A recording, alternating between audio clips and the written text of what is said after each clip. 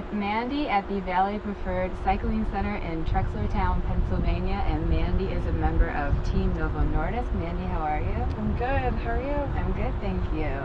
So you were diagnosed with type 1 diabetes at the age of 16. Can you tell us a little bit about that day you were diagnosed? Were you experiencing any symptoms that led you to go in? Yeah, so when I was diagnosed at 16, at that time I was living in Germany with my father, and I was over there actually going to school and racing, and I was racing for the state team. Mm-hmm. And we went in for routine blood work, and through that they told me my blood sugar was really high, and I had no idea what that meant. They hospitalized me for 2 weeks, and through that they just ran all these tests to make sure that all my organs and everything was still functioning properly, and so the news came out of that I did have type 1 diabetes, and it was kind of, then I was in denial because I thought it was something that maybe I did. Right. And so given that athletics and sports are such a big part of your life, you were racing at the time, what did this diagnosis mean to you? Did you think that you might have to put your athletic career on hold or stop it altogether? I did, yeah. I had a doctor tell me in the hospital that I would never compete at a high level. Before that, I was already competing nationally and riding for the state and just, traveling and racing and going to school just like your regular average kid. Right. So when the doctor told me that, I kind of thought, well, maybe he's right, because I've never really heard of any other athletes with type 1 diabetes. Mm-hmm. And so I was like, all right, well, there has to be a way that I can still just ride and have fun. And I still kind of just continued racing and worked with a nutritionist. And my parents were really supportive, even though my mom was all the way in Florida. I was with my dad, and I guess you could say it did bring us closer too. Mm-hmm. Because there was a lot of unanswered questions, I guess, because my dad was always a big part of my sports, and sometimes my body, I just wouldn't be able to continue. I was just tired. Right. So I think it answered a lot of kind of questions on his side. Yeah. Can you tell us a little bit more about how you overcame this challenge, when the doctor said to you, well, I don't think you'll be able to compete at a high level anymore, what really kind of bolstered your spirit to get you through that? Just my love for the sport. I was doing it since I was 10 years old. I was also a swimmer and runner before, and I've just been an athlete my entire life, so I couldn't really imagine my life without exercise and competing. Yeah. So I just continued to train and manage it, which was really difficult for a really long time. And some days, like today, still, I depends on the day. Every day your body changes, but I just took it as a challenge.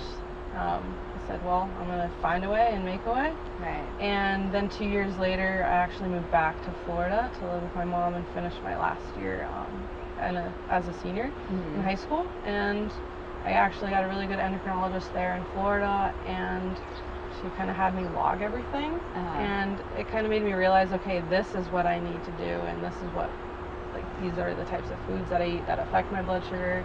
And it's also controlling my nerves, because that can spike my blood sugar.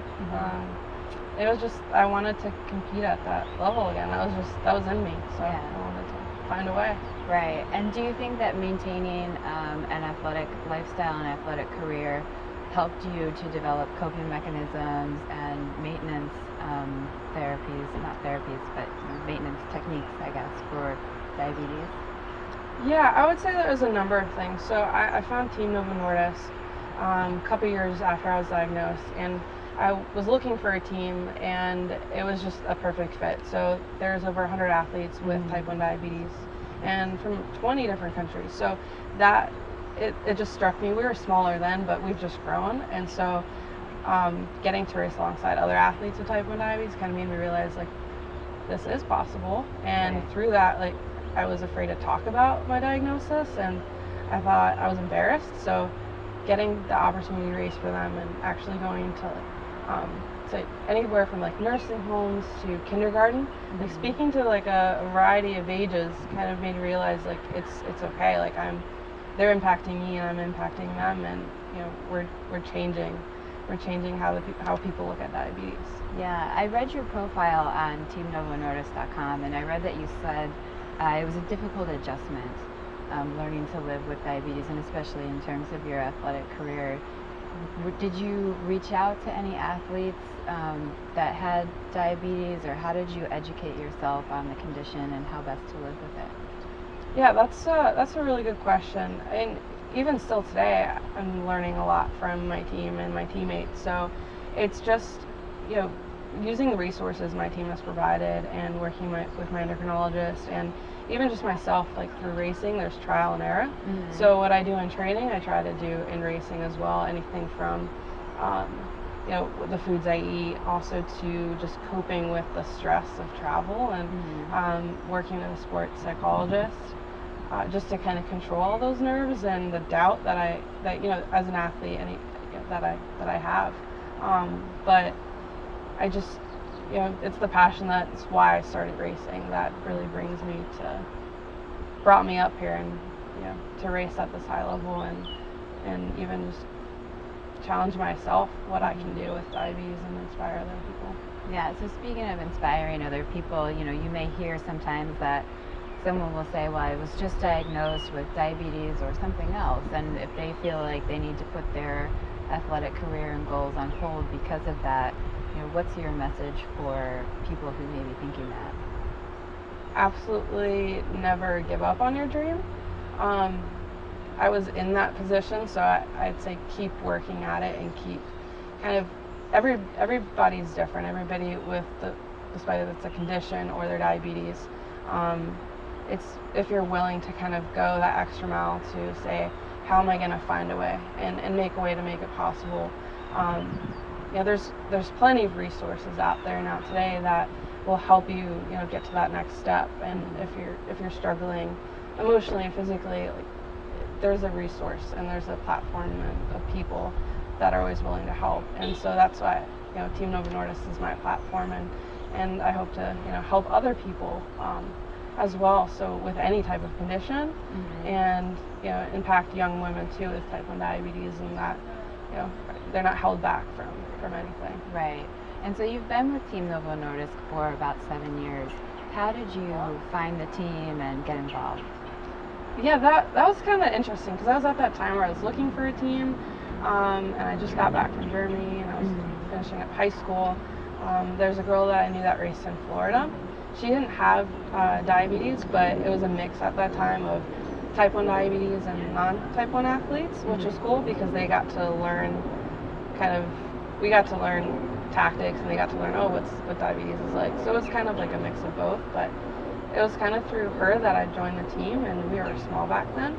And then a few years back, it just became all type 1. So kind of being along that journey was a really cool opportunity. Yeah, and how do you think that being a part of Team Novo Nordisk has changed your life? 100%. I mean, it's changed my life completely. My goal is to be in the 2020 Olympics, and their support means everything to me. I also graduated in 2014 from Penn State Lehigh Valley. So kind of them supporting my journey with school and racing, and then really focusing on racing, means a ton. And the team is I'm just amazed, like, how big they've gotten, how much of an impact they've made, and what we're doing. And we're just racing our bikes. We love what we do, and we get to inspire the community and other people. So I'm very lucky and fortunate to be part of the team, and hope to race my bike as long as I can, and continue inspiring. Yeah, and athletics have been a huge part of your life, I think, for most of your life, if not all of it. You've had an interest in triathlons, and being involved in teams. So I think kind of going from sport to sport may be a little easier for you than it might be for someone who has not been super involved in athletics before. So if someone out there sees this and they're inspired to get on a team or even join Team Novo Nordisk, what would you say to them to kind of encourage them to pick up the bike? So athletics, you don't have to be an athlete totally to be involved in anything in the community. So I also coach collegiately, and there's a few athletes on the team that have no background in cycling. So my advice to them is, we have the resources, and it's providing those resources for them to get involved and ride the velodrome here. And so I just want them to have fun And that's kind of what I say, is just have fun with whatever you're doing. Mm-hmm. And through that too, you're going to meet a community of people that, you know, have the same interests. And so that's kind of what I found with the cycling community, whether it's collegiately or at the elite level that I race at. And if they do want to get involved in racing, there's plenty of bike shops, club teams, and then through that too, they can reach out to Team Novo Nordisk on the website and apply, because they have lots of junior development camps. So they start now from, you know, juniors to the pro level. So there's like this pipeline that they can go through. So yeah, all the resources are there, and I always say just have fun with whatever you're doing. Yeah. So the mission of Team Novo Nordisk is to inspire, educate, and empower people affected by diabetes. How do you try to exemplify this mission in your life? It's a pretty powerful mission. I would say just by continuing doing what I love, and through that connecting with the community, whether that be impacting people with type 1 diabetes or just really any condition that anybody has, or for the, you know, if they love Team Novo Nordisk or the sport, you know, it's in empowering other women too, just out there, that, you know, to continue their education and whatever their heart is set on. Yeah, it's really broad, and I love racing, and my goal is to be in the 2020 Olympics. So hopefully through that, it's a platform to inspire other people. Yeah. So our wrap-up question, maybe the biggest question of the day, what is your take-home message for anyone who has been living with diabetes or newly diagnosed and they're kind of struggling to figure out how to live with it? What would you say to someone? Never give up. That's my biggest thing, because I almost gave up, and my love for the sport kind of just kept me going. So having something that drives you is really important, and being able to just connect with the community. And so I try to do that when I go to events or just on social media. So my big message is really just to keep following your dreams, and, you know, along the way, just being happy every day with what you have control of. Well, Mandy, thank you so much for joining us today. We wish you the best of luck with Team Novo Nordisk and your goals for the 2020 Olympics. Thank you. I really appreciate you guys coming out here, and yeah, thank you. Thank you.